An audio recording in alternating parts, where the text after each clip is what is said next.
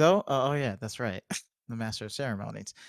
Welcome back, one and all, to a very nice, comfy addition to another episode of the Self-Made Monsters Podcast. I'm your host, as always, Big Black Noir. These are my co-hosts, Trey, also as Blessed Storm. He's known around the internet parts here, aka known as PewDiePie's first subscriber. You're To the already left, messing up. Yeah, to the, Stormbluff. It's Storm Blessed.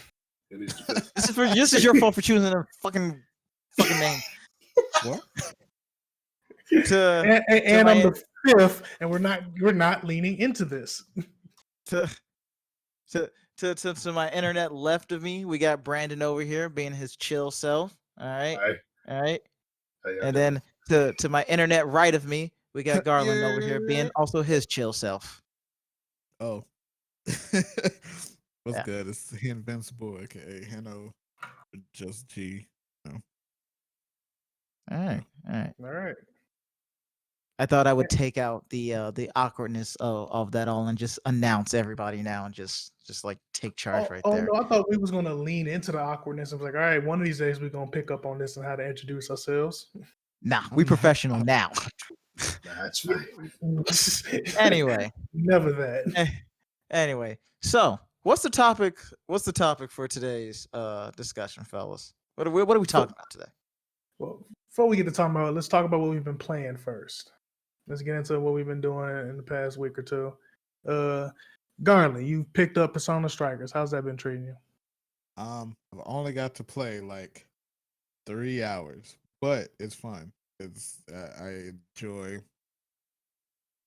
enjoy Muso games of anime. I enjoy like if it's a regular Muso, I might, if I don't have like a connection, I might be like, yeah. But so far, One Piece and Persona 5, I'm down. That's what's up. Have you streamed it? Yes, I streamed it Sunday because I got it Sunday, Okay. which was funded to me by the community. Shout out to the homie Blitz. That's what's up. That community support is all love. Derek, what have you been playing? Nothing. I'm dead serious. I have for the past week, I haven't played a single video game. Not even Destiny? Yeah, it's not that I've been taking a break from Destiny, I just haven't had the time to. So I take everything back I just said. I haven't been playing one game, and it's just been literally in between of me doing other life stuff. I've been playing Pokemon again because it's quick, it's easy, I don't really need to focus on it, and it just grabs my attention for like 5 to 10 minutes at a time. And I've realized by playing Pokemon all over again is that, man, this generation of Pokemon kind of sucks now. I hate to be that guy, like that goes like, Gen 1 was the best. I'm not that guy, all right? Like, no, I'm fine to leave Gen 1 all the way back in the fucking past 20 something years ago. But what? I think balance wise, Gen 4 is pretty nice, but I think it's just as far as Pokemon as a whole, third. Yeah, Let me make sure I got this right. Gen 1, that's red, blue, yellow. Gen 2, silver and gold. Gen 3, emerald, ruby and sapphire, and Gen 4 was diamond and pearl. Yeah. You fucked, my guy. You dumb. You done fucked up and you have a bad opinion. What? No, I feel like he was pretty clear on what he said. Like, he said fourth. Solid as Gen fuck. Majority of 4 my favorite is so- Pokemon come from that gen. Gen 4 is so overrated. I don't get it. I honestly don't get it. I don't get why people care so much about the Sinnoh region. Isn't that the Cynthia start? will scar your DNA.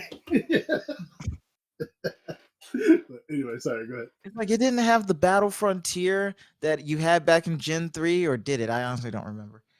The Frontier came in Emerald. It wasn't there initially. Yeah. Like in Ruby Sapphire. All right, so that was still Gen 3 though. All right. Either way, I still like even though I have to admit that Gen 4 has something over Gen 8, which is that there was a lot more kind of non-linear exploration when it came to exploring in those older games with the routes and stuff. Whereas in Generation 8 and Sword and Shield, it holds your hand, leading you everywhere. And I feel like all this would just be solved that at the beginning of the game, like they just had a question like, "Have you played a Pokemon game before?" And you say yes. They're like, "Cool, we're not gonna do any of this other stuff. Then we're just play the game then." I feel like I would honestly just be okay with Generation 8 if somewhere along the line they did that, because like I Man, we just understand the got whole fact fucking of these are supposed to be kids games, despite them putting in extra stuff that is meant to be for older people, like EVs and IVs and stuff like that. For like in terms of like the competitive scene, I get that this is supposed to be a kids game, but like you can't deny that a bunch of your fan base has grown up with your product, and that we are full-fledged actual adults now. We're not even young adults. Some of us are like near our 30s and shit. Like we've grown up with your game now. There should be the tiniest bit of catering to go like, hey, have you played these series of games before? Cool. No tutorial for you. Just fucking do it then. No more stopping you every 2 minutes for a character to say, hey, I need you to come to this building when that building is literally 10 steps in game away. All right, I got 3 strong points against that. Uh-huh. One, it's the first Pokemon console game. They can take a minute for difficulty. Oh my God. 2, a lot of Switch sales went to younger kids or familial structured households. 3, I don't think they give a fuck about catering to the old audience at all. They haven't even aged Ash. They've aged Ash down. I don't think they give one fuck about the older community, except for the fact that they can count on those sales. They don't know if they can count on kid sales because they haven't grown up with it. So they gotta cater more to kids to get them niggas to ask their parents about that shit too. My quick rebuttal to that, because I know I'm taking up enough time as it is. They should care about older fans because we buy these games as much as the younger counterparts. Whereas, like, I can see and talk to kids today, and they're talking about Fortnite or something like that, or like they're talking about Apex Legends. I don't get anybody younger really talking about, oh yeah, I play Pokemon, or this, I play this. Anime is a little different because it's not like that anime is slotted at 11:30 at night on NHK TV. Okay, it's not meant to be for older fans. It's supposed to be a prime time slot anime that the whole family is supposed to watch. That was always the deal. So Ash is never going to grow up, and we just need to accept that. That is something that we have. We're supposed to grow past. Come on at like 7 a.m. And yeah, their sales, the Switch has sold to a bunch of younger kids, but it's also sold to a bunch of older generation, proven by the fact that on their Switch store, they don't censor shit anymore. They've gone the Wild Wild West route. Okay, you can find a lot of kind of like etchy shit on the Nintendo Switch store. I mean, it seems like they're catering to their older fans now. So, and they're coming out with more N-rated games and such. The Switch is an all-around purpose console for everybody involved. And they know that an older audience does play Pokemon. But to me, it just seems like they're just Nintendo is just being Nintendo and kind of being stupid. Oh no, yes, you're right. Nintendo is gonna Nintendo. But I feel like they also know, and Niantic knows that they didn't had people in our age range by the short hair since Pikachu came on the screen. They already counting our buy. Yeah, because most people who play Pokemon games up until fairly recently just bought it because it was Pokemon. Yeah. That's why Nintendo's been able to get away with this for so long, but the cracks are beginning to show. We 8 games in, and people have had the same complaints for 4 generations now. I was on the fence. I damn near didn't buy it. I'll be honest. Yeah, but you bought it. But did you buy it? Yeah. You're part of the problem. Yeah. You're part of the problem. It's like this. It's like the same people who buy 2K and Madden year after year, and they're just sitting there like. Well, that's a little different. I didn't buy it to play it. I bought it to stream it. Did you stream it? Yeah, a lot. Okay. You're still part of the problem, though. Like I ain't want to say it, but it's still part of the problem because that's why even to now when Nintendo just dropped the announcement for the new was it Shining Diamond and Lustrous Pearl or whatever, and people were complaining because they cheap beat up the graphics, and it's like that's not what your core fan base wants. Yeah, kids buy this shit, but it's the older fans who keep this thing going.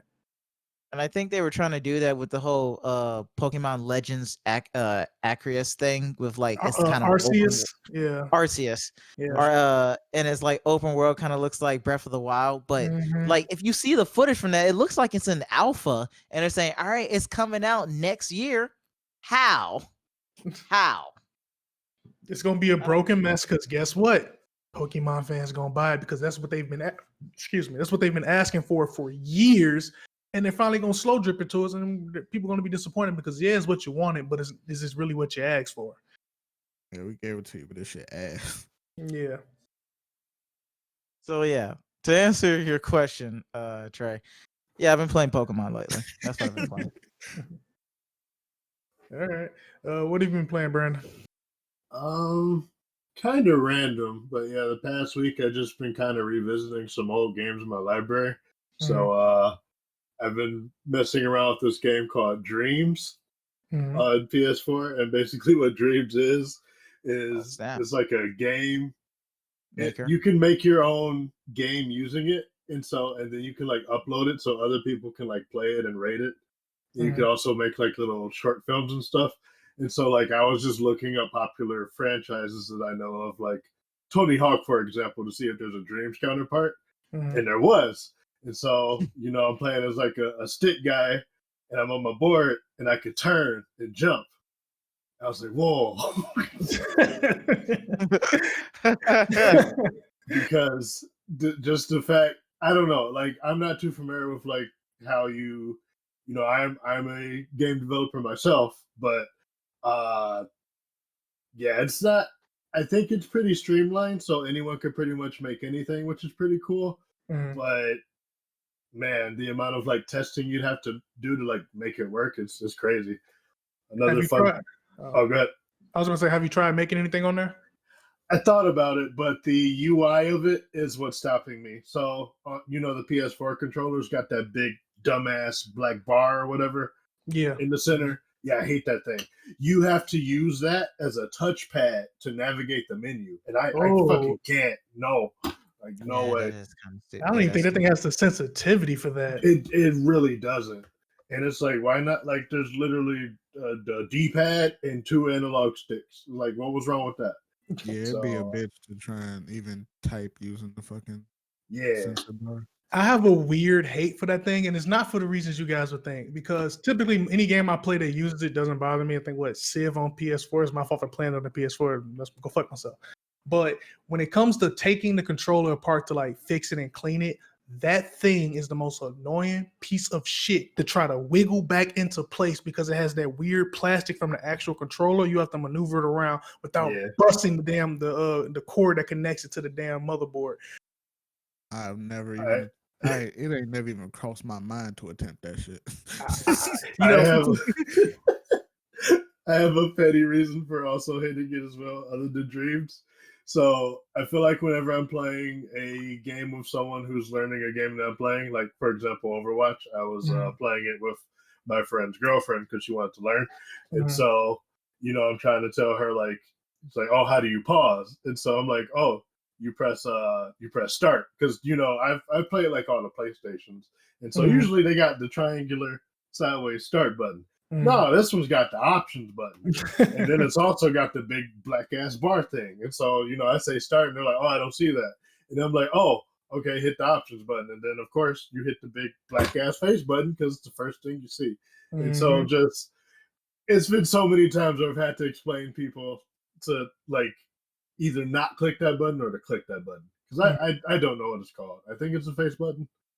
But I think it's called the sensor bar. I thought, no, that's probably the light up thing, right? I think it's called a stupid piece of shit, and Sony needs to decide things a little better. Is that on the PS5?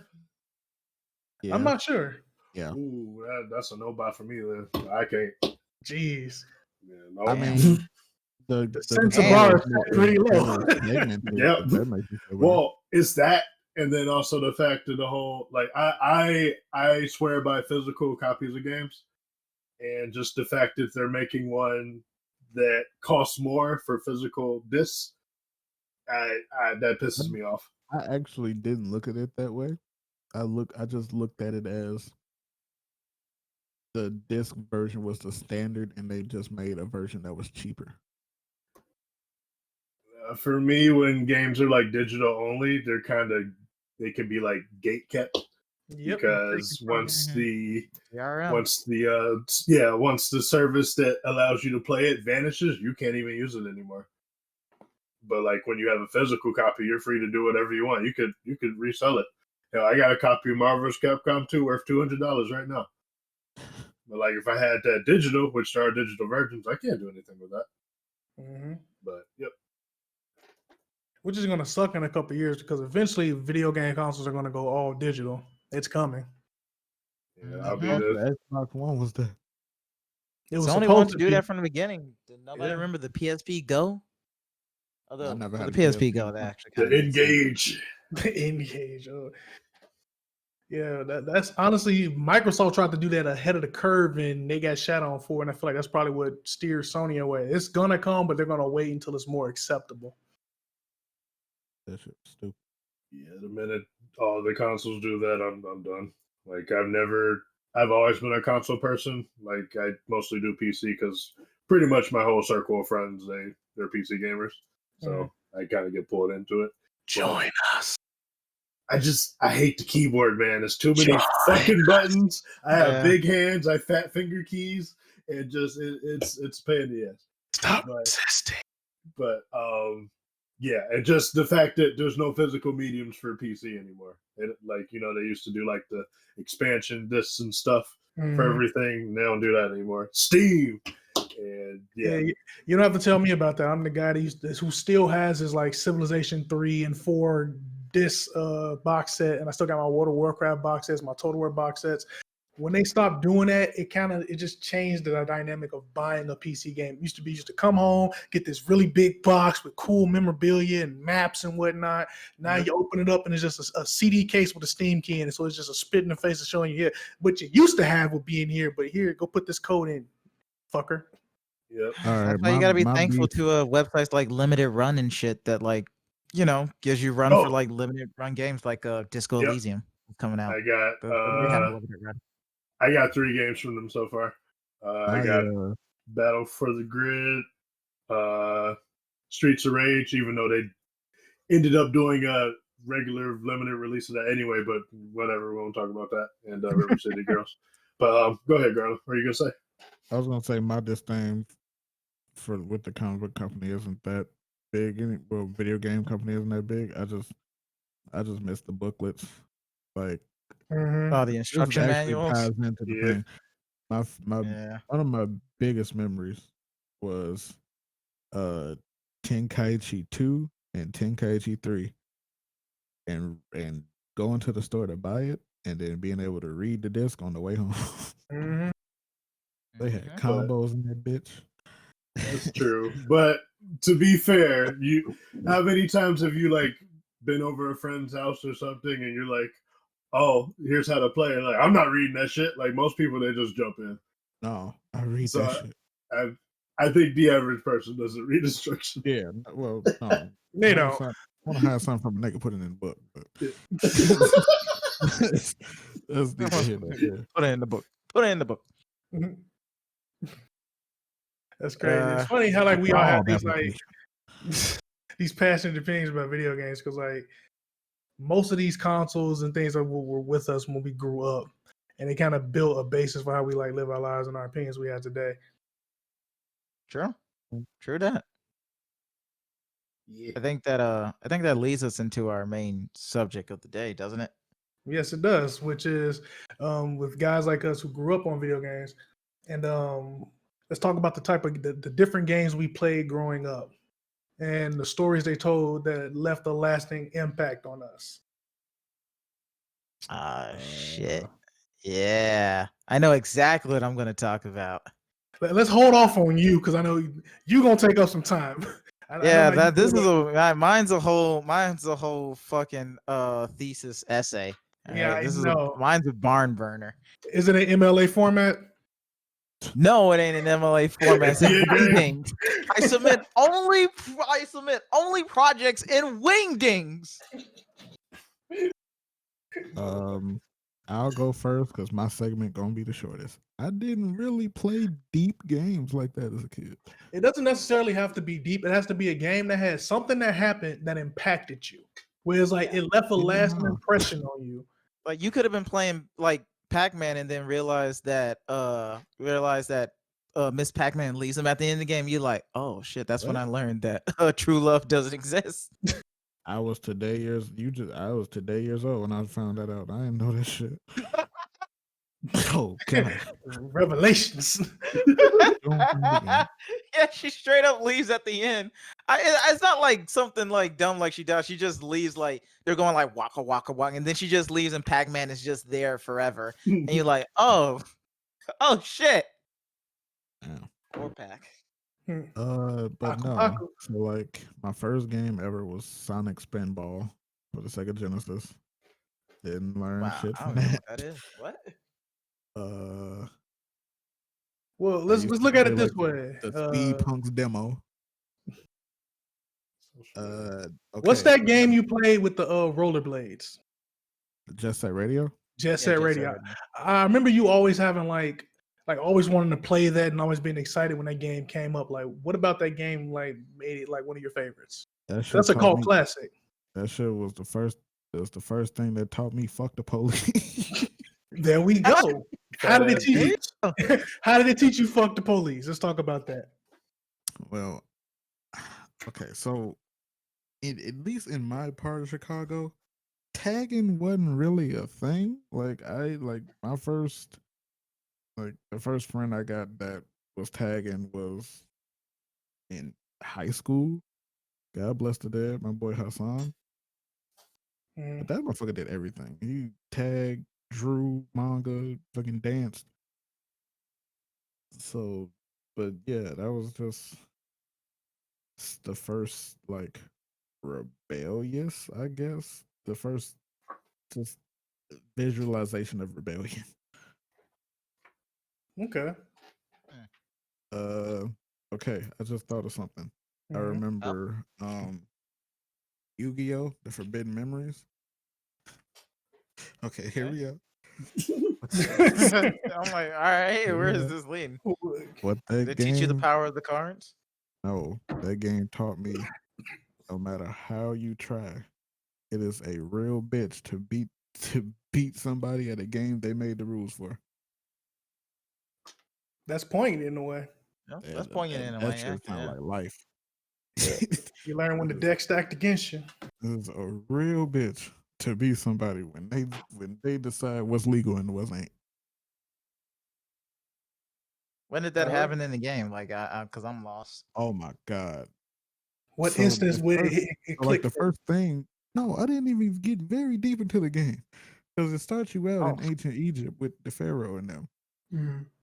and them motherfuckers made the rules up as they went along, and they followed first gen rules, which means no sacrifice, and Raigeki and Giant Trunade and Dark Hole and oh fuck, and they was unlimited too. You got 3 of them bitches. Change the heart. Change your heart, yeah, pot of greed, and it was just fuck. Like I don't think I think I because this was back in the day where niggas ain't have memory cards, so it was you gotta just keep the console on, and then when it get turned off, you gotta start over. Console sound like a jet engine in the kitchen. Whenever you playing it, they motherfucker. And that was on PlayStation. So yeah, Wasn't It that was the just- Yu-Gi-Oh game where you could, if you had the physical cards, you could put the code on the bottom of it into it, and you'll have that card in the they game? did that in a lot of games, and then one year they just stopped. Hmm. Like they had that during the GX. I know for a fact they had it for GX Duel Academy and like the tag duels, but those were on the PSP, and I never had one. And And some of those came with cards, didn't they? Yeah. Because I remember there was this like pink ass dragon that like I thought was really cool. Yeah. But like when I look at it now, it was like Sayaru or some shit. Yeah. But Sayaru just got support, so you literally never know. That like whole shit. Holy Knight archetype is Sayaru support. Wow. All right. I mean, that's something. But most recently, lesson that a game taught me was Persona 5. There we go. We were kind of waiting for this one. Persona 5 is my number one game of all time. Found family. Knowing what cards you're dealt and still saying I'm going to win. Fucking, it's okay to be sad sometimes. Now, don't just state what you learned. You got to state the instances where you learned it. Like, so the found family aspect. I've played Persona. You're talking about how like the protagonist, he comes into a new situation and he doesn't have he has a checkered past, and he meets people in their struggles and he helps them in their struggles, and they become his new family, right? Also, he wasn't the most damaged, but he was the worst off. He had a fucking record. I feel like I would disagree with that, but that's what was you about to say, Brandon? It's funny because all those lessons can be applied to Yuki. All right, I've known Brandon for 16 years off Yu-Gi-Oh. Yeah. But like, let's get into the whole. I hate to cut you off. You said that he's the worst off. Yeah, in Japan, having a past could like be life ending, but come on now, we got Anne who was being groomed, whose best friend almost committed suicide. Getting his work. Yeah, that's right. The volleyball teacher was doing that. Ryuji, who got his leg broken by that same teacher. And that teacher turned Ryuji's family and friends against him. Fucking Yusuke got his work plagiarized. And then you got Akechi was a bastard. But Akechi had the pressures of society put on him for being a genius. Yeah. So he had an image to uphold. Had that same thing from her sister. Mm-hmm. Hey man, we live in a society. Haru watched her father die. And Haru was about to be married off in an arranged business wedding. Hold up, what? Yeah, you didn't get that far. Yeah, there's a teammate. I ain't finished Persona 5. News to me. God damn. Yeah, Haru was going through some shit. Yeah, Persona is one of those games where like every instance touches you. The Go Queen, she wasn't. Her mom forced her to play Go and then paid off her opponents. Yep. She wasn't even really nice. Takumi, who is best girl, fight me. She I love Futaba. Futaba's past is fucked up. She watched her mom step in front of a car in front of her. Yeah. Her story is the one that connected more on a personal level for me. But Takumi, her story of her trying to do what's right as a doctor who was being pushed out of the business by a competitor who's literally willing to let people die in order just to blacklist her name. It's fucked up. The fucking teacher got to be a nurse call girl. Mm-hmm. And it's heavily implied she was sleeping with some of them clients to make extra money on the side. Oh yeah, I was running them buns. I don't know what the fuck you doing. Well, you got to in order to get her S social link helps you go back outside after you do a palace. You need that S link. Yeah. So yeah, Persona's one. In order to get that S link, fuck your teachers. Mm-hmm. And so you can get to do free time in class. Yeah. All right. I need to get back into Royal. I put Royal on the back burner to play Strikers. Because on my Twitch originally I was doing this Attack of the Backlog thing. So I wasn't gonna buy no new games until I beat my backlog, which I technically didn't, because this game somebody gave me the money for it. Good luck with that. I know, right? And I got some long fucking games on that list. Man, at least you don't play 4X games. If I ever did an Attack of the Backlog, I'd probably just put a bullet in my head. Oh shit! beat Total War Napoleon. Fuck that. The game is your life now. At that point, your whole life is a 4X game.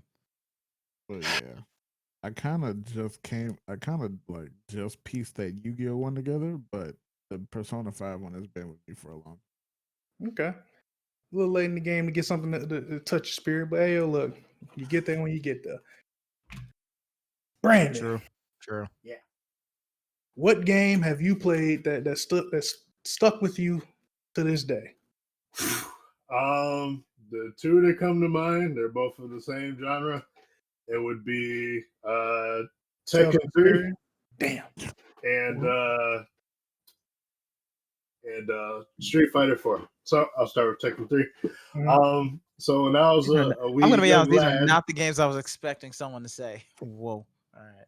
But Well, I know I these love stories. fighting games. I knew he was going to be the wild card because he has personal stories tied to these games. So I know one of these stories. I can't wait to hear the other one. Go ahead.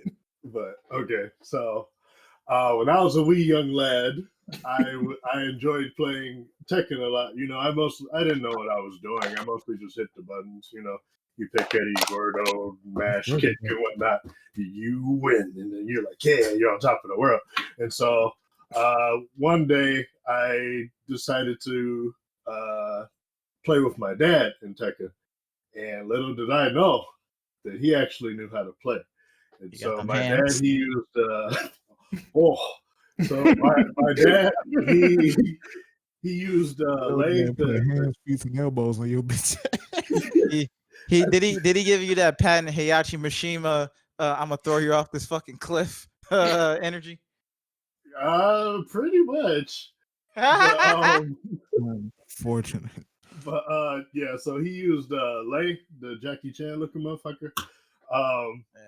And just I could not touch him. I could not. And so I think the last game we played, like, you know, he's got all the drunken moves and stuff for like lay on the ground and all this other crazy shit. I was playing as Jin, you know, the dude on the cover with the fucking red gloves and shit. And so I was one hit away from killing him and getting around. And so like I did his like uppercut thing, you know, you tap forward. And for people who know how to play Tekken, you tap forward, then you go like down. And then so he does Lei's move where he like lays on the ground, dodges it, gets up. What you did there? Yep. He kicks me in the fucking face and kills me. And at that point, I broke. I just started crying. And so rather than my dad, you know, consoling me or whatever, you know, good game, he told me to take my baby ass to sleep. So I went to bed crying over a video game. And yeah. And it was like 4 hours before my bedtime. Oh my God. And so I had to hold that loss for many years to come. Jesus Christ! Did you And, ever? Yeah, really did a pro gamer move and said you're fucking trash. And so what's beautiful is the other game I mentioned, Street Fighter 4. That's my mom involved in the picture. So around that time, I had just got into you know, online gaming, Xbox 360. So I was playing a lot of like online matches. And so I remember this one game, this Cammy player was just destroying me, and I was getting so frustrated. And so I ended up rage quitting. I got up and I unplugged the 360. And so my mom, she's like in the background sewing in the living room, and she's like, what'd you do that for? And I was like, I'm frustrated. He was beating me. And so, you know, what she said was one of the last things I expected. But she's like, so what? Why don't you just take the fucking loss? So need to be a bitch about it. So that crushed my soul. That's a vedette move right there. So yeah, my dad called me a crybaby, my mom called me a bitch. And so from that day, I never rage quit again. And I think I was sophomore in high school at that time too. It was in 2008, so whatever. I'll be honest, I thought you was gonna tell the Byron story, but that was way better.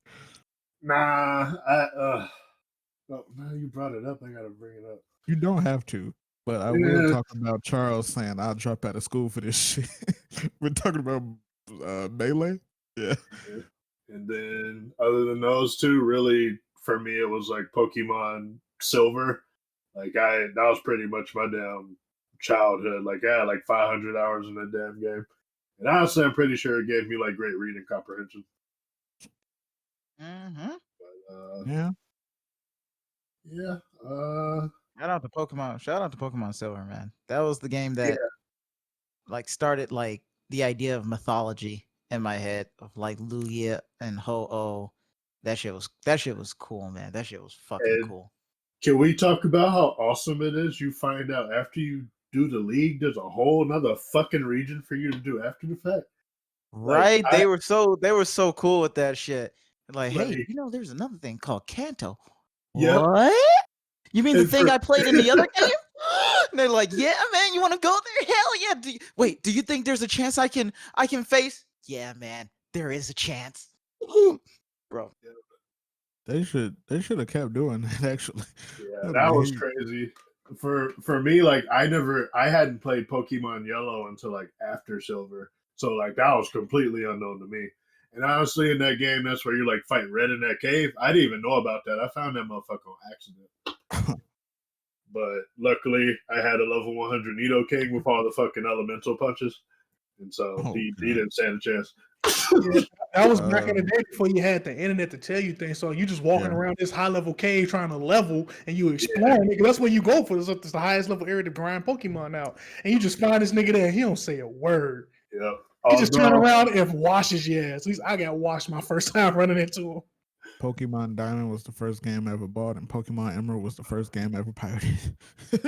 I will say though, like 3rd gen was my favorite just because I don't know. I really, every generation has like their legendary trio and whatnot, starting with Zapdos, Articuno, and Moltres. My favorites have always been the Reggies, just because they're so fucking weird and mysterious. And like the whole process of you getting them in those games, it's like you got to do all these fucking cryptic puzzles. I had to learn Braille. What the fuck? Like, all right, real quick. What's everybody's number one favorite legendary? Mine is Entei. Put me on the spot here. That's kind of out. Give me a top 3. Otherwise, No. I'm gonna be here all night. No. All right, I can't answer you. You can't just do this to me. You know I need Y'all have never thought about this before? No. Okay. All right. So So the last Sorry, I was like disconnected there for a second. That was my bad. That's all good. I was just asking what everyone's top 3 favorite Pokemon are. Legendary Top Pokemon. 3 legendaries. Entei. My laptop's bad. Fuck my laptop. Oh. Bitch ass, little hoe ass, little fucking ass, little. I'm a fucking healer. He's having a moment right now. Yeah, I'm sorry. I'm just, Just a little lit. Entei, Giratina, and Darkrai. Okay. Wait, we're Sweet doing Coon. top 3 Pokemon? Top 3 3 legendary. legendary. Suicune. Fuck, this is still hard. Suicune, Groudon, and Arceus. Mew, Arcanine. Very good. Oh, yeah. Okay. He is a legendary Pokemon. He is a legendary. He's a legendary. You're right. You're right. So Mew, Arcanine, and Deoxys. I just Okay. always put Yeah. Arcanine right there with Entei, and if I got a choice of Entei, I'm choosing Entei. So That's cool. So all of us are literally different. So my top 3 favorites are Registeel, Reshiram, and Palkia. Even though his head looks like a penis. All right. like In Pokemon Crystal, when you had to chase that motherfucker Suicune, I was on it every time because I needed it. Raikou caused me so much frustration. Like I use my Master Ball on Suicune because he's the coolest one in my opinion. Yeah, yes. And Entei, I was able to lock him down for Ultra Ball just because I had great luck. And then Raikou, he annoyed me so much, I ended up killing him. And I saved the game right after. Like I was sick of his shit. Damn. Wow. Like, every time I get That's him, he just flees. spiteful. Like That's I'm spiteful. sorry. I'm gonna save it. Yeah, I killed him. Jeez. You I'll do it again. Do it again. If I have to. So I've never used a Raikou in my life. To be fair though, Entei has the best movie Yeah, of all the legendary Pokemon. His movie is fucking on point. that's why it's my favorite. Because I Although- had that movie on VHS. Although I thought Pokemon 2000 was pretty good. the movie kind of made me disappointed with the actual one because like I thought he was like a psychic type or some shit, Yeah. and then he had this high ass attack stat, and back in the old games, fire. Was a special attack. Yep, and so the best he could do was like flame wheel or some shit. I think. Yep. Flame He Wheel was only You had ass. to- you had to get the one that knew Sacred Fire. But his special attack stat was garbage. Yeah, Sacred Fire is his attack. The initial damage of Sacred Fire is so high it doesn't matter that his special attack is ass. But yeah, luckily that was another reason I kind of like the 4th gen because they made the whole physical special move split. And that was what made my favorite Pokemon Gyarados good because yeah, he always had a high ass attack, but you know you do surf or waterfall, it does piss damage because the special attack is terrible. I feel like you also enjoy Milotic. Damn, you got me there. Yeah. Milotic, we bonded over Milotic because we both love that fucking thing. Although in Ruby Sapphire, where you had to make them beautiful, that was a pain in the ass. it was a pain in the ass. You have to do the damn contest to get the blocks and get to deal with that damn Yeah. mini game. Granted, the beauty contest, I wish they had kept that in the games, not to be just like the different types. Yeah, So they the should have Pokemon expanded the pageant. content. Cool, cute, smart. Yep. The Pokemon pageants were mad fun, and I You have to enjoyed have making specific costumes. Pokemon for that. Yep. Yeah. Latrell, what games taught you life lessons? What games taught me life lessons? I got 3, and I'll go through them. First, I got StarCraft 1. Oh, what's that dude name? Jim Sam? Raynor. James Raynor. Yeah. StarCraft 1 taught me because, well, first of all, it's an RTS game. OG came out in 98, and I played the ever-loving shit out of it. And it has 3 separate campaigns on the disc. And each campaign you play as the 3 different races, the Terran, the Protoss, and the Zerg. And each campaign, they're all linked, but they tell like different sides of the story because you're fighting the 3 different factions throughout the campaigns. And the Terran campaign basically teaches you that all help isn't good and that people have their own ulterior motives and that it be your own people sometimes that'll sell you out. Because the Terran campaign, mostly you play as the magistrate and you work for the main big government out in the middle of this sector of space, and they leave you out to die when the Zerg show up. You get rescued by this third-party rebellious faction, the Sons of Korhal, and you start working with them because they saved you. But over the course of you working with them, the leader of Arcturus and Minx, he basically screws over his best agent, leaves her to die, Sarah Kerrigan, and he basically leaves you and Jim Raynor like to your own devices when you guys rebel against him, like, yo, fuck you. And it basically shows that sometimes you got to know who your true friends are. And even if somebody shows to be like for you in the beginning, they're not always for you. Then you get to the the Zerg campaign where you find out that Sarah Kerrigan got captured, and you realize that vengeance, no matter how justified and righteous, has to have a limit to it, because then you end up just becoming a monster, something that you probably set out to destroy. And it helped me learn that, like, no matter how angry you are at a situation, you have to learn how to let go and move on, even if it leaves physical scars. And then you got the Protoss campaign, which is you work as I think part of the Kala, and the Protoss are these psychic beings. They're all interlinked from these psychic tendrils they have from their head that connects them to like the greater consciousness of their race. And like it kind of limits them because they set out as just like they're glass and planets whenever the Zerg show up. And you learn through that campaign that like adherence to old structures can limit you and also cause you to make decisions that wouldn't be in the best interest of everyone as a whole. Even if you have a noble cause, you have to learn to work with others and maybe move past the belief systems you have, because some things need to change. And that stuck with me.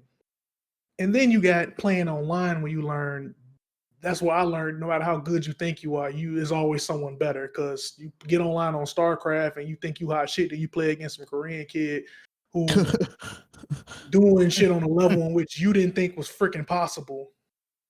Dance Revolution taught me that. Man. So that's my first one. Warcraft 3, made by the same company that made StarCraft. Warcraft 3, namely, I'm not going to get into the separate campaigns because, yeah, it has the same 3 campaign structure, but they're kind of run-of-the-mill campaigns. It's primarily the human campaign because you play as Arthas Menethil, heir to the throne of the kingdom of Stormwind.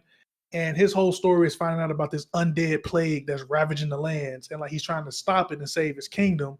And he's a warrior for the holy light. He's like he's his nation's first son. He's like the best a human could be in this universe. No, a warrior of the holy light. And in his quest to destroy this undead plague from killing his family, killing his kingdom, he's willing to sacrifice everything to stop it.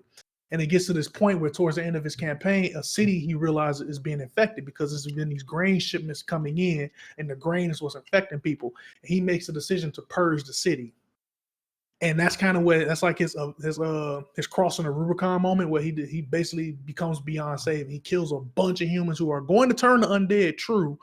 He's writing like they got to be stopped, but like that decision alienates him from his friends and it further leads him down the path to which ultimately corrupts him to become the Lich King because he's willing to sacrifice his own humanity in an effort to destroy it, which just allows him to be taken over by the evil he tried to stop. And that taught me that sometimes you got to know when to stop and when to cut your losses because sometimes you'll end up sacrificing a part of yourself in order to do something and maybe ultimately you'll end up just becoming the thing you're trying to stop. Casino. What? I was comparing that to, going to the casino. You Oh. try to stop being poor and then you become poor again. Yeah. And that stuck with me a lot. And then I come to my final one. This is kind of like a little bit out of left field, a little more personal. Dynasty Warriors 3. I think I know this one. I don't know if I told you the story. So Dynasty Warriors, this is my first introduction to Musou. I've loved the Musou series, the original ones, because I'm a big fan of history. And like I was the kid who would literally unlock characters and then sit in the encyclopedia and just read these lists of Chinese generals' names. Because I love this era and I just love reading about people during times of turmoil trying to rise above it and be their best selves. But the big thing that always stuck with me was 2 things. One was my stepdad. My stepdad at the time, he was not really my stepdad, but I call him that because he was like the only father figure I've really had.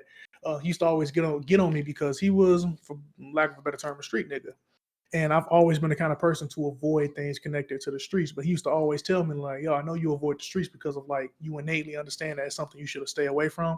But you think you can't understand it and it's not for you. If you can understand Dynasty Warriors, you can understand the streets. And I used to be like, what the fuck are you talking about? What?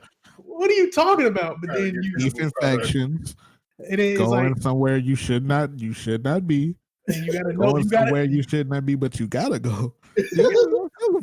And you gotta understand that everybody has a loyalty to somebody for something, and you gotta understand that where that loyalty comes from. Also, it taught me character archetypes because people in real life, there's an archetype to you, whether you believe it or not. There's or a persona. If you play a persona, you probably get that a persona to you, and those personas manifest themselves in different ways, especially in times of turmoil. The streets are just a time of turmoil extended.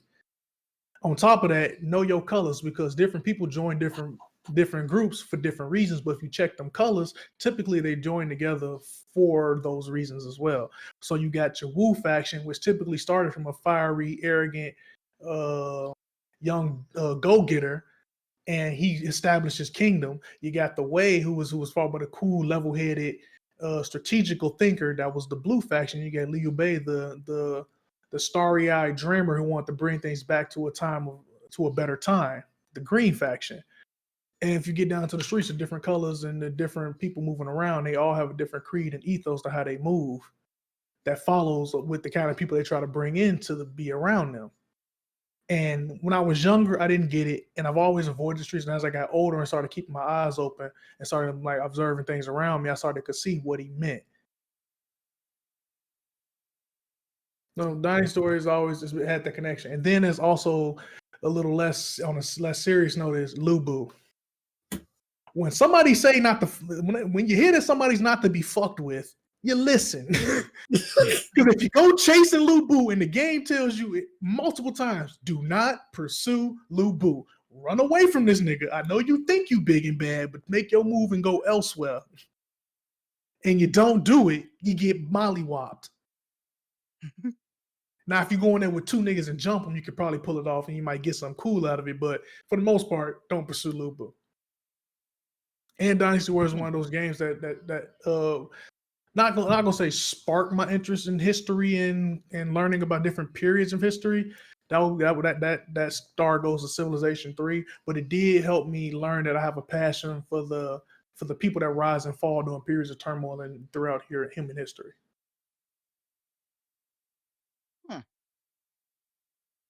Yeah. All right. Goddamn. Yeah, that's my 3. Damn. That was really fucking emotional. Holy shit. I like the feudal Japan street comparison. That's funny. Yeah. You have told me that story in private. Latin Kings, all that shit.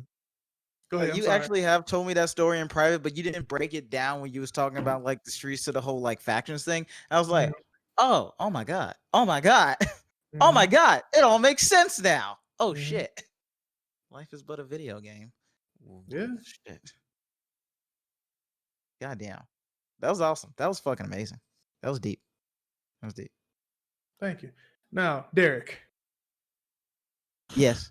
The video game that touched you. Well, let's rephrase that. The creator that touched you. Show us where it touched you, Derek. Show us where Kojima touched you, Derek. He touched me everywhere from my heart, my body, my soul, my dick, my ass, everywhere. No hetero. So all right. It deserved to be broken down. All right. So the video game, the video games. Okay, let's roll back. I want to take you back. All right, let's take you back to a sunny afternoon in 2004. Okay. Mm-hmm. All right. Are you with me there? 2004. All right. It's around October-ish. All right. I have my GameCube. I'm fucking happy. I got it for Christmas along with like 50 other fucking gifts because I was an only child and I had to be showered with love from my family. But the only thing I cared about was this thing called the GameCube. And what came with it is I had True Crime Streets of LA. Good game, by the way. Very underrated. I don't know why people forgot about that one. Good game. And I got another game with it that I had only read about it. That I had only played the demo of in old PlayStation 1 demos, but it was getting a high definition remaster. And I felt like, you know what, this is going to be my first big boy game. And that game was Metal Gear Solid, the Twin Snakes. So,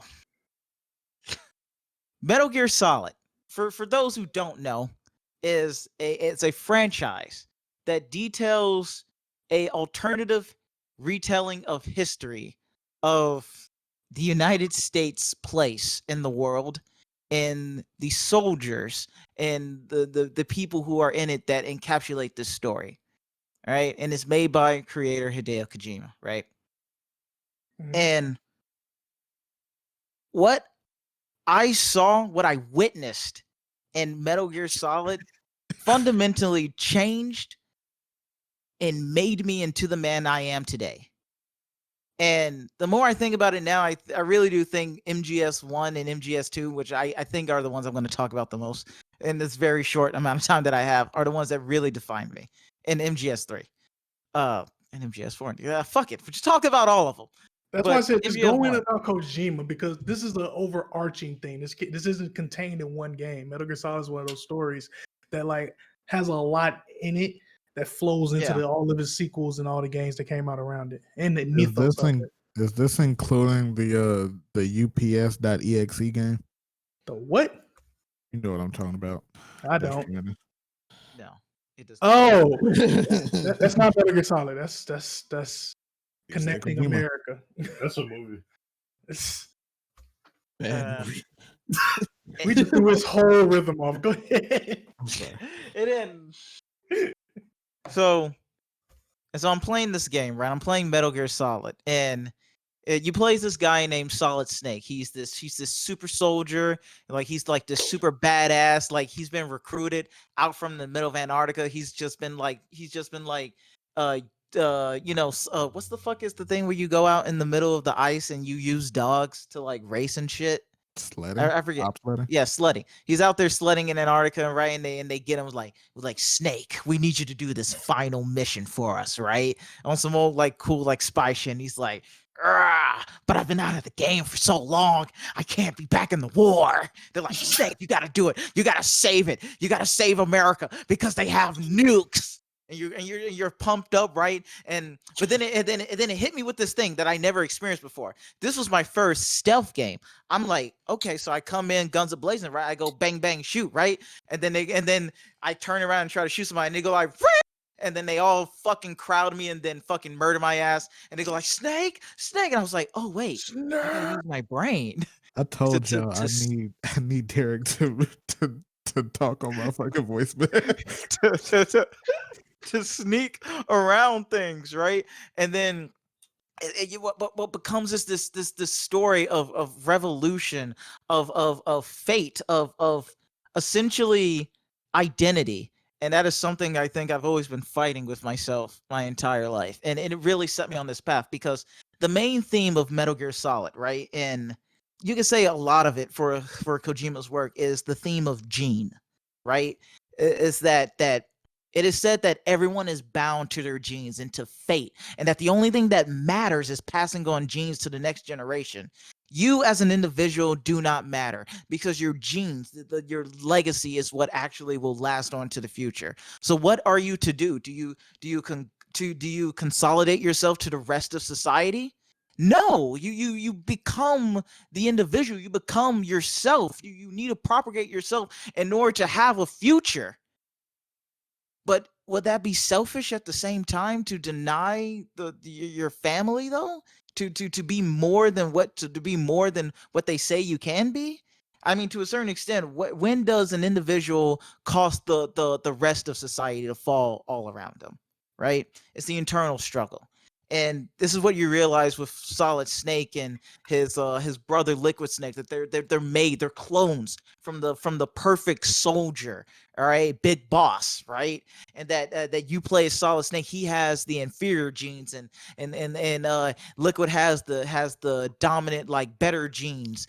And it's this internal struggle of war is to see which genes will win out and that whose legacy will last on, and will you truly carry on the sins of your father to actually into the new future? Would you have it fucking blew my mind as a kid, okay?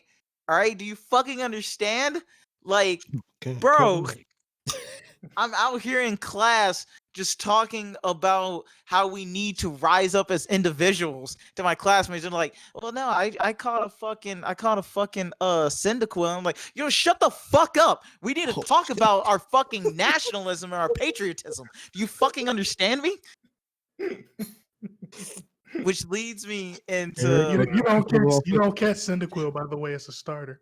Yeah. I know. Shut the fuck up, all right? Bro, he learned Ember at level 8, I think. And so that leads me into playing Metal Gear Solid 2 a little bit later, right? I got a PS2 way later in life, like before the PS3 was coming out and shit, right? So I had always seen this game in like online interviews, and like now that I experienced like the Twin Snakes, I was looking up everything about this guy. Who was this guy, Kojima? Who the fuck was Hideo Kojima? And how did he write like this? Like, I had never played anything like this before. Beyond the fact that Metal Gear Solid was like so cinematic itself, like from everything from the angles to like how Solid Snake was able to like take down a fucking helicopter by catching a fucking rocket and then like flipping over that rocket and then shooting his own rocket at the fucking helicopter and shit. It's like, I couldn't see this shit in a movie. All right, this was my own fucking like my own world like popping out, and like this was the genesis of my own imagination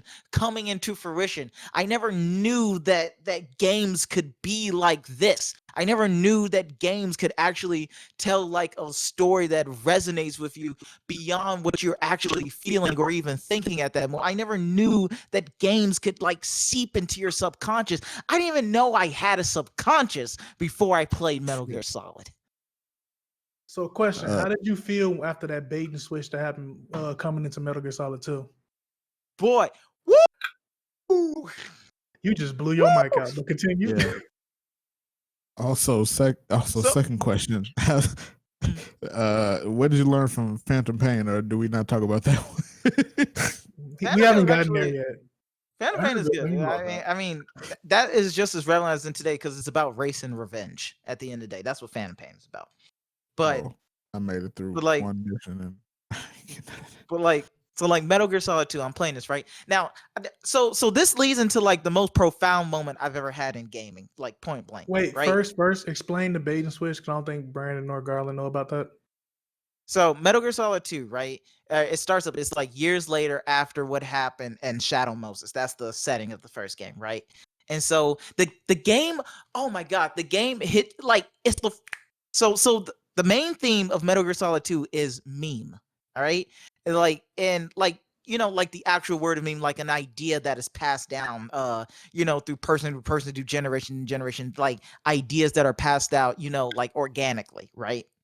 So the game starts up almost beat for beat identical to the first game, right? Like you're underwater, you have the mask on, and you're going up, and you're going into like this big kind of like industrial complex place. You're like, oh shit, this seems kind of familiar. What the fuck?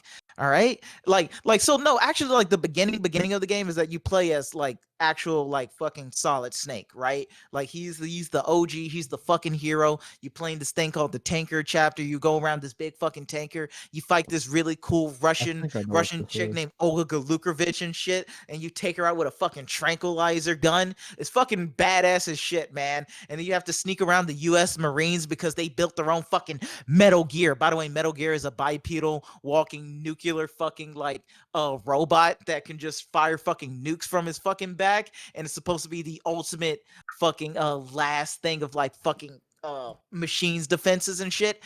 And like the US Marines, they built another Metal Gear called Metal Gear Ray, and it's like a bipedal fucking aquatic fucking Metal Gear now, and it can launch nukes from the water. Because I guess they're not really clear about the Metal Gear Ray thing, but it's fucking awesome. All right, it's fucking amazing. All right, it has fucking like it has fucking raptor legs. Okay, it's fucking cool. All right, so you play as that. Shit happens. The whole tanker blows up, and you have to go away. You're done, right? And then the next part of the thing starts up, and it reminds you so much of Metal Gear Solid 1. You're like, all right, I'm about to be Solid Snake again. We're about to figure out where the Metal Gear Ray went, and we're going to chase down the thing. And then all of a sudden, you take off your mask, and it's this fucking twink named Raiden. Who the fuck are you? Yeah, I forgot that I learned about Raiden. Fucking feminine looking and shit. What the fuck? I wasn't promised this. So I was promised the fucking manly man, macho man, Solid Snake. Who the fuck are you? You fucking femboy? Oh my god! Right? Don't think you can say Jesus any Christ. of the words he just said. That's fine. So anyway, that's the big bait and switch. Like they build you up to be that you're about to be Solid Snake, and that you're about to go on this big fucking like grand adventure and shit, and then all of a sudden you're given Raiden, who at the time people fucking hated. They like, I can't believe I'm playing as this guy. But now years later, hindsight is 2020. It was fucking amazing what Kojima did. All right, like Kojima was so on point to this that in like promotional material leading up to the game, you saw like parts where you're playing as Raiden, where he was leading up to the promotion of the game. He put Snake there to keep you fooled the whole time that you're gonna keep playing as Snake, and he just swipes it from under your feet like, no, you're playing as this guy. Fucking deal with it. I lied to you. How do you feel? I feel betrayed and angry. Good. That's the rest of the theme for the game. Go on. That reminds me of the first like Avengers Infinity War trailer. Like at the end, there's a shot of like them all running in Wakanda, and it shows the Hulk there. But you know, you see the movie, that motherfucker right there. Yeah. He's not nowhere to be found. Right? And he was hiding after that somewhere ass to be whooping. found in the bitch corner. That's where he found it. Fucking Thanos gave his ass a 2-piece from Harold's. Bink, bink, bink, bink, bink, bink. But So I'm playing the rest of Metal Gear Solid 2, right? Now, here's the context though. I just got a PlayStation 2. Like I just got it, right? And it's like, all right, we only have a limited budget. What do you want to like here's they brought me the PlayStation 2 and they bought the game that I wanted, Metal Gear Solid 2, Sons of Liberty. I was like, where's the memory card? Oh, we didn't buy a memory card. You what? You didn't buy one? Yeah. Nah, we didn't. Well, can we go get one? No, we'll get one on Monday. It's the weekend. So, you're telling me I'm sitting here with this game and no memory card to save it? Yeah. All right. I know what I need to do. So, gentlemen, for the next 3 days off of school, I stayed up for 72 hours to play Metal Gear Solid 2, Sons of Liberty. And Jeez. and so Jesus Christ. talk about a mind fuck. I went through some fucking emotions, okay? Realizing everything that would happen in the game is all like this. So there's this one part, right? And then this is the most profound part. Now, I'm going to skip through a lot of the game, skip through a lot of like the stuff and stuff. But the point is there's a certain part towards the end where you're starting to really figure out everything that's happening within the game. And you learn that everything is not as it seems. And that maybe that the entire game you're playing is just a virtual simulation and it's breaking the fourth wall with you. There's this part where Raiden is being tortured, right? And he has to like get through the ship to another part of it. And you have no weapons, right? You have no weapons. You have no shirt. You have no pants. You have no weapons. You can't shoot. You can barely do anything. You just flip and just sneak around while all these heavily guarded armed people are there, right? And so the game starts lagging out on you. The AI of the game starts fucking with you. And the person, they have these things called Kodak calls where you have to like call other characters to like get information from. It calls you periodically and it'll say like, hey, Raiden, turn the game console off. What? Now, mind you, I'm 72 hours in. Fucking mind is blazed. I'm so fucking gone. So it caught me off guard, like Raiden, turn the game off. He didn't say that. Raiden, turn your PlayStation 2 console off. You've been playing it for too long. Huh? Oh no, what's happening right now? Am I fucking going insane? You've been playing the game for a long time. You'll hurt your eyes. God damn. And it's this barrage of like him bullying you down, gaslighting you about certain shit about how you're playing the game and how you've been playing it for this long and how many attacks you've did at this time and how many flips you did at this moment. And bro, when I tell you that I was so fucking fried, I turned the game off. I turned the game console off, thinking if I turned it back on, it was all going to be okay.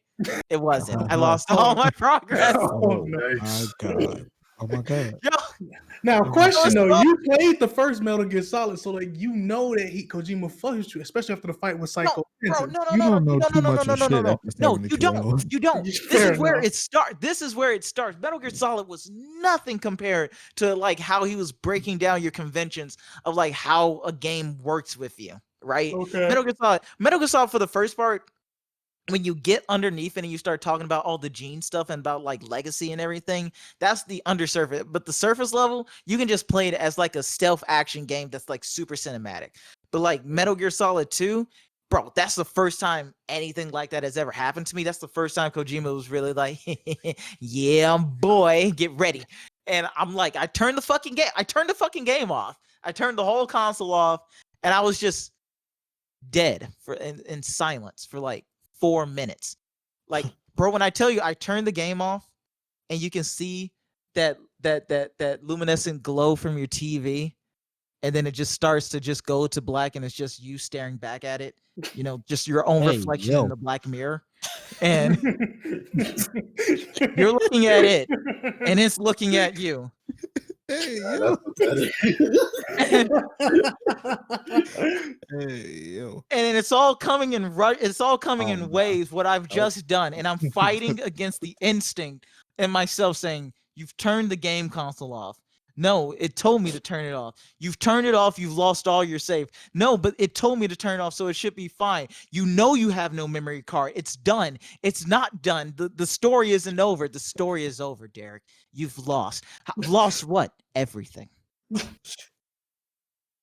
So I come to that realization. I push the button to turn it on, and I'm hoping against hope. I'm trying to have faith in a God that I know doesn't exist. I'm trying to have faith in a God that my parents, my family always told me existed, and that I know should be real, and that it's going to reward me with preciousness and with righteousness. And I'm hoping that when I turn this console back on, that everything is going to be okay, and that the story is going to go on.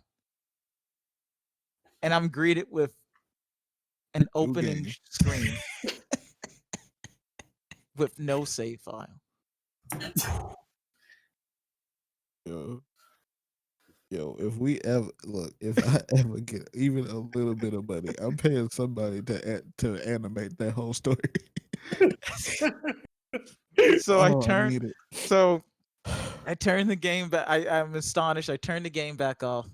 I put the controller down. I realized it's only 5 hours left until I actually have to go to school. And I get back in the bed and I don't sleep for the rest of those 5 hours.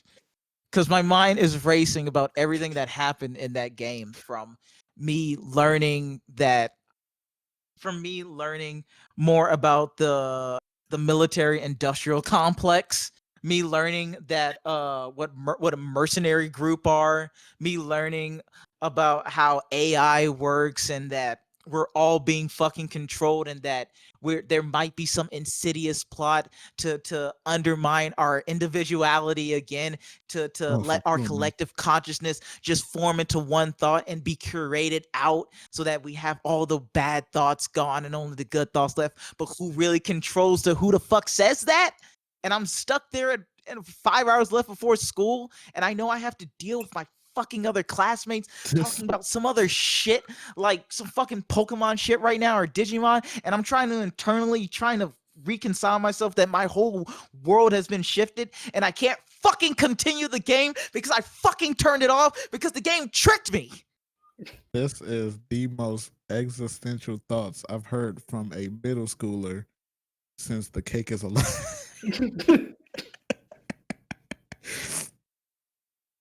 Oh, Portal has some of you niggas shook. I don't give a fuck. Write about it in the comments. So there I was in 2005. No memory card. Finally on a Monday.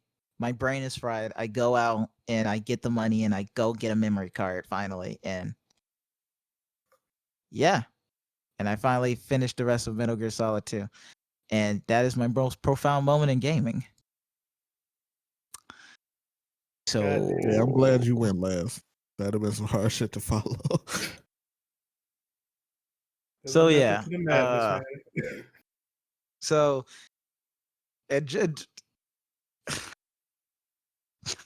I'm sorry, I'm getting all emotional because it comes back to that really fucked me up when I was younger. Oh, I know. I see. But it's okay.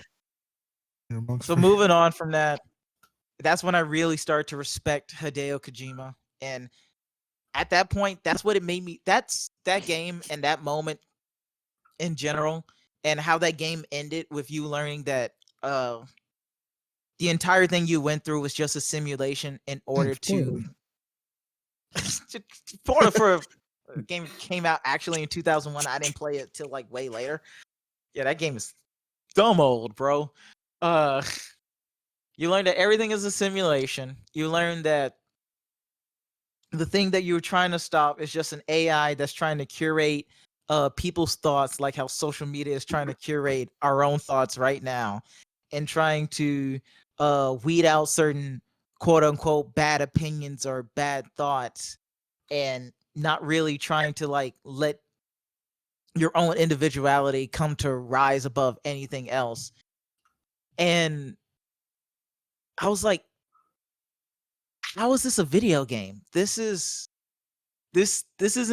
more than a video game. This is this is something profound. I feel I found when I was at that age, I felt like I found something profound. I felt like something truly bigger than myself. This is what I wanted when I went to church as a kid.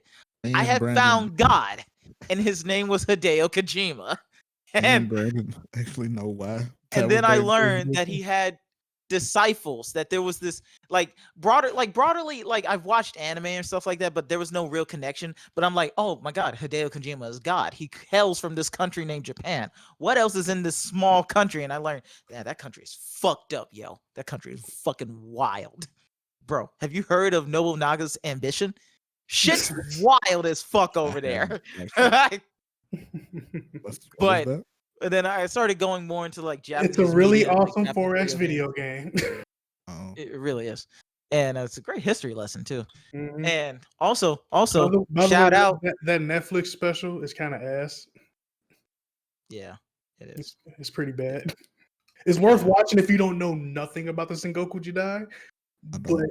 for me, it was kind of just like, okay, this is a nice, neat thing to watch, but it pissed me off more ways than it entertained me. And it didn't talk about everybody's favorite black samurai. You know, fucking Afro? Yusuke. Yasuke. Yeah. A, Yasuke. Yasuke. B, he wasn't that big of a deal. I was gonna say Afro. Yeah, no, Yasuke showed up.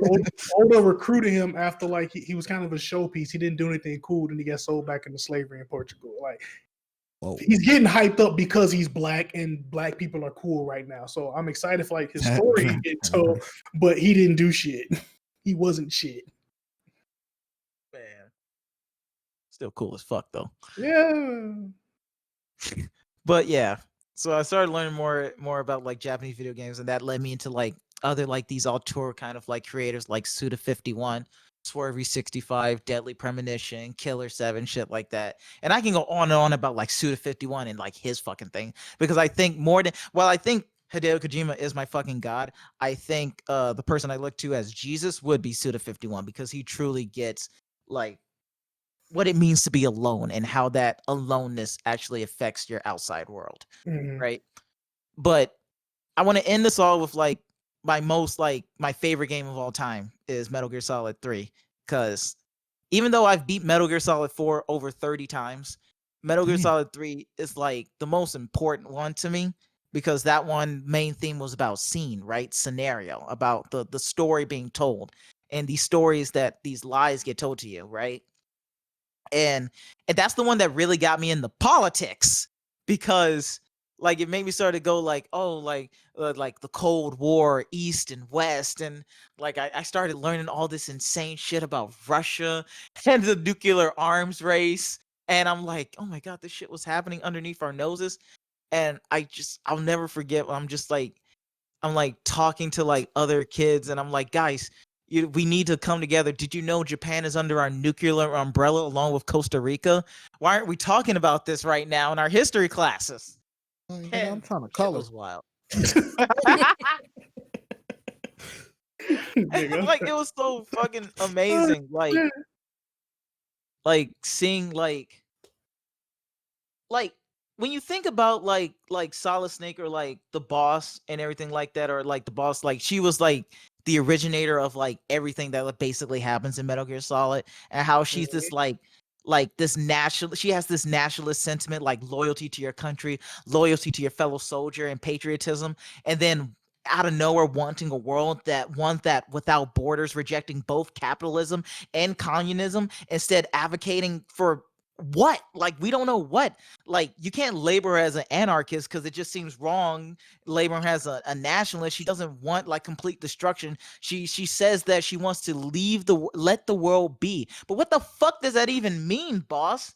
And essentially, it breaks down the idea that Metal Gear Solid breaks down the idea that nothing is concrete. Nothing.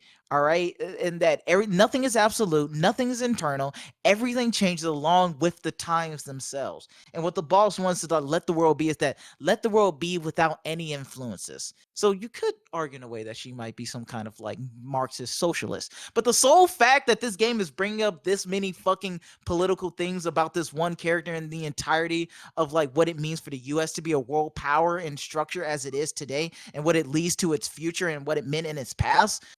Bro, how do I fucking handle this as a teenager, man? Like, what the fuck are you talking about, yo?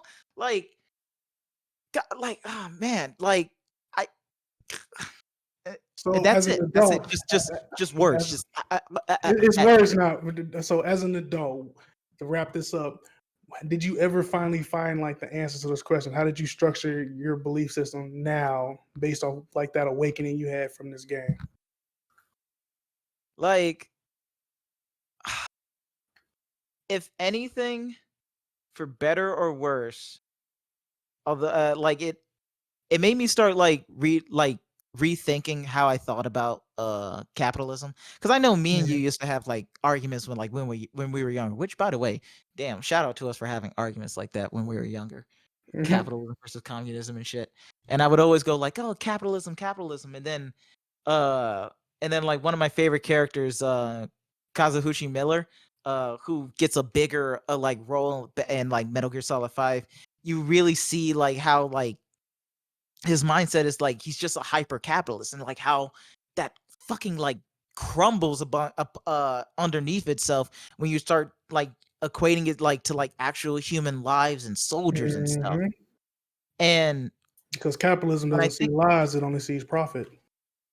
right, and I was just like, whoa, and then like, but I can't really so it led me down this thing of like understanding like political like structure and like where you are on a spectrum and stuff. And I think what Metal Gear led me to more or less down the line is just being like a fucking like left-wing libertarian though, because I truly do believe that the individual is the most important part.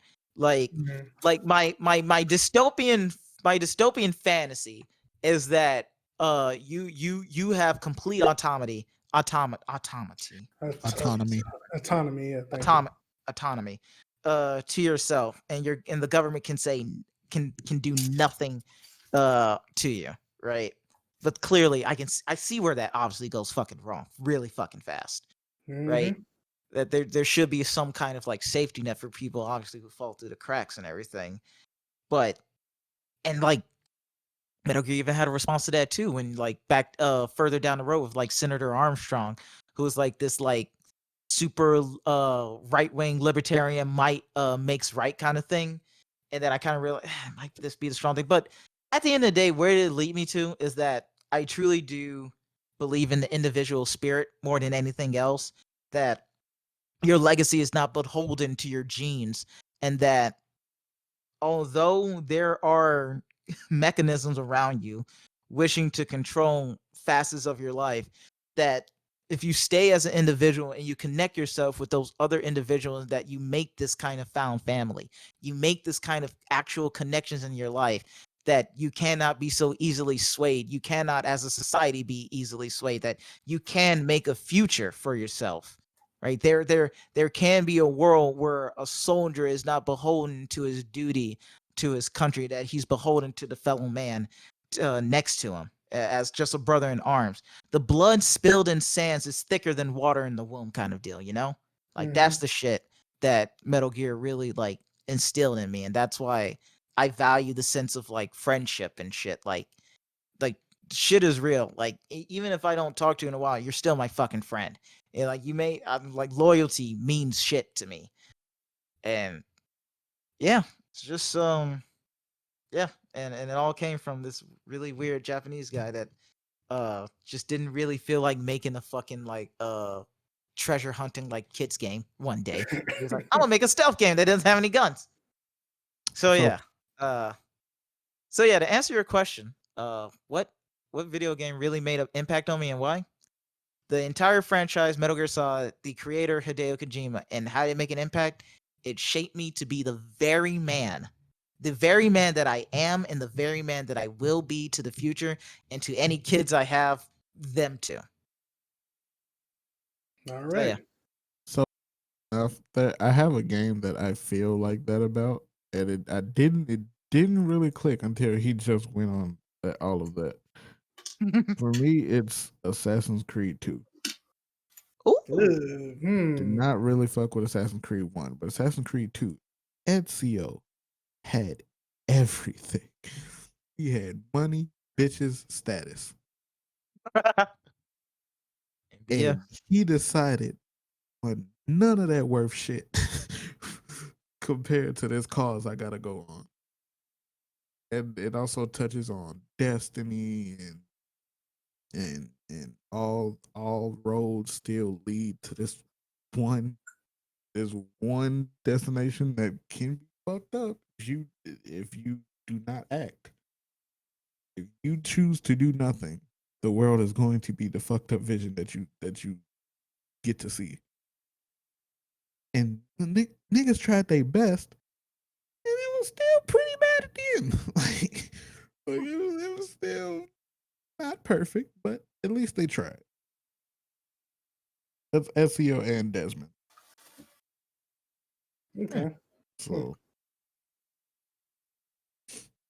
But on that note, I think we got some good stories out of this today. Mm-hmm. Yeah. Rick, Yeah, we did. thanks for joining the Self-Made Monsters podcast. This has been Trey, aka Stormbless. Derek. This has been Big Black Noir, aka Derek, aka support Hideo Kojima in whatever the fuck he does. Play Death Stranding. It's really good. You might be able to skip Death Stranding. This is Invincible, aka Hendo, aka Garland, aka P5. This Go. has been Brandon, also known as Claymiser. And keep playing video games. Is that officially our tagline now? Keep playing video games. We'll see. Rome wasn't built in a day. True that.